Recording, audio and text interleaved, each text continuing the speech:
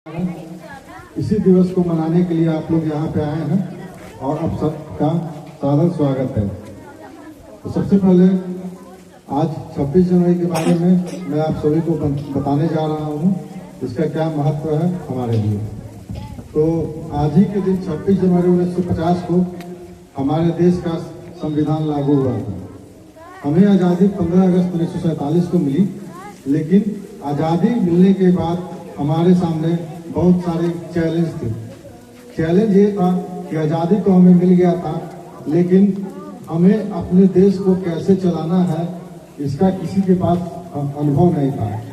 हमारे जो भी उस समय प्रमुख आदमी थे, जैसे डॉक्टर राजेंद्र प्रसाद, पंडित जवाहरलाल नेहरू, डॉक्टर भीमराव अम्बेडकर, ये सब आपस में मिल के अपने ज्ञान के बदौलत हमारे देश का संविधान लिखा, जिसे उनके महत्वपूर्ण भूमिका डॉक्टर भीमराव अम्बेडकर की है।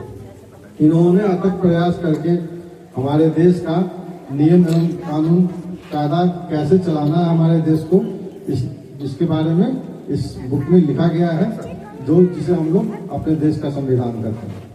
आज़ादी के बाद हमें अपने देश को चलाने के लिए एक ऐसा नियम चाहिए था जिसके बदौलत हम अपने देश को चला सकें, और इसी को पूरा किया हमारे महान डॉक्टर भीमराव अम्बेडकर ने।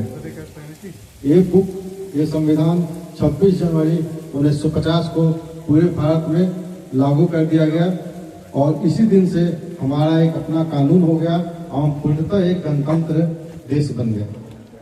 इस संविधान ने हमारे नागरिकों को बहुत सारी सुविधाएं दी है, न्याय, समानता का अधिकार, बहुत सारे अधिकार हमारी जनता को प्राप्त हुआ।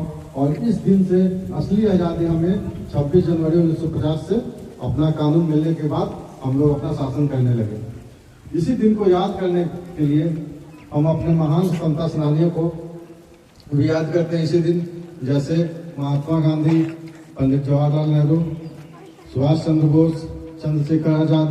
इन लोगों के अथक प्रयास और अथक बलिदान से ही हमें आज़ादी प्राप्त हुई।